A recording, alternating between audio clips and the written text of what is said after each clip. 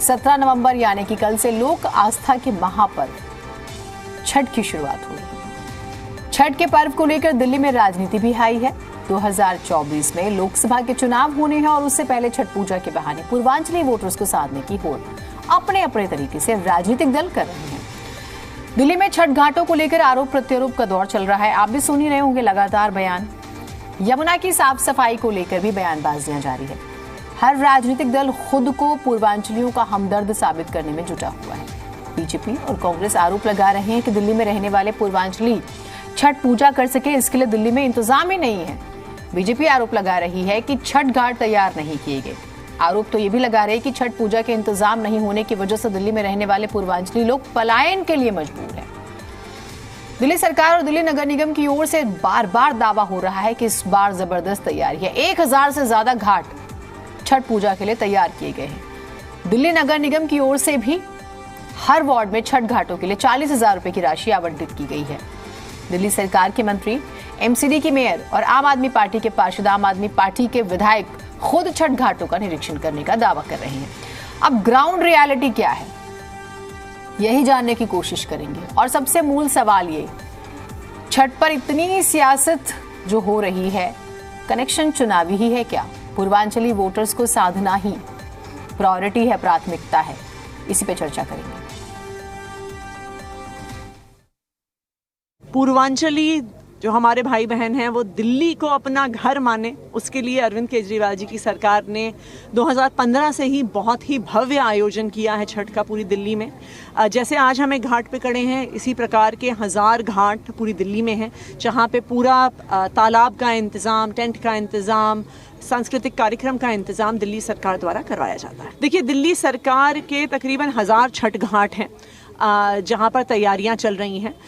तैयारियां छठ के पिछले दिन तक पूरी हो जाएंगी। इसमें तालाब शामिल हैं, कई जगह पे पक्के तालाब हैं, जैसे जिस साइट पे आज हम खड़े हैं। कई जगह पे कच्चे तालाब बनाए जाते हैं। कई साइट्स ऐसी हैं जहाँ पे तालाब बन के तैयार हैं, लेकिन उनको खोद के छठ के समय तालाब के तौर पे रेडी किया जाता है। पानी का अरेंजमेंट होता है, सिक्योरिटी का अरेंजमेंट होता है, लाइट्स का अरेंजमेंट होता है, टेंट का पूरा अरेंजमेंट होता है।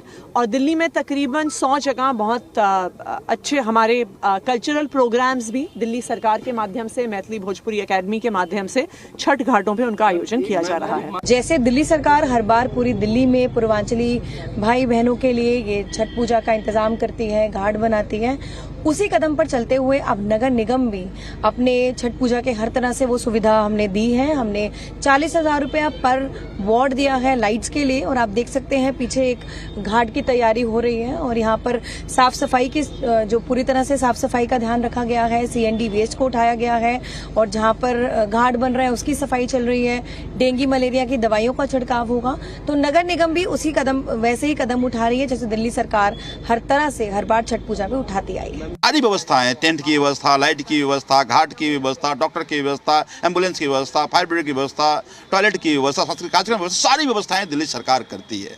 अब उसमें जब भारतीय जनता पार्टी के लोग राजनीति करने आते हैं तो मैं ये कहता हूँ, मेरे उनसे सवाल हैं। एमसीडी हमारी पहली बार सरकार बनी, इस बार एमसीडी भी 40,000 रुपये दे रही है। 15 साल से आपकी एमसीडी में सरकार थी, जब आप बताइए कि 15 साल में आपने क्या छठी मैया की पूजा आराधना के लिए एमसीडी के जरिए किया। एक बात। दूसरी बात, आपकी गुजरात में सरकार है, उत्तर प्रदेश में सरकार है, हरियाणा में सरकार है।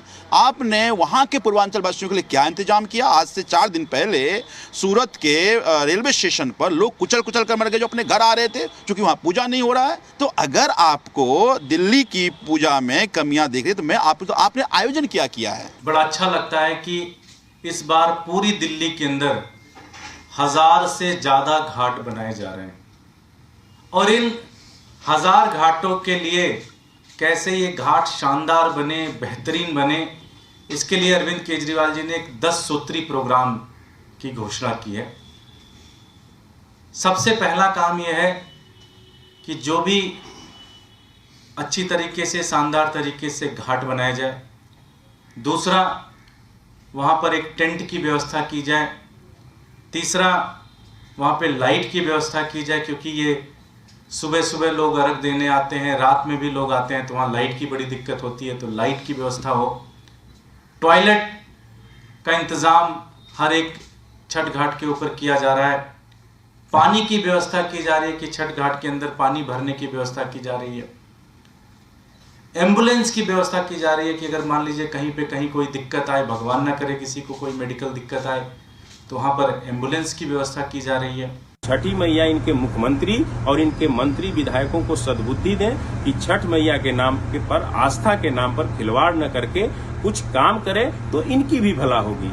ये मेरा आम आदमी सरकार और दिल्ली के मुखिया से मांग है, और ये लोग निर्माण की जगह छठ घाट को तोड़वा रहे हैं। छठी मैया के साथ खिलवाड़ नहीं करें और हमारे आस्था के पर्व के साथ खिलवाड़ करके जमुना से इसको मिटाने का प्रयास नहीं करें। जिस तरह से आपने आहत की हैं, उनकी जो छठ पर्व जो मनाते हैं, जो जमुना में हमारी छठ व्रती लोग जो खड़े होकर के लाखों लोग श्रद्धालु यमुना में छठ की पूजा करना चाहते हैं, वो कर नहीं पा रहे हैं।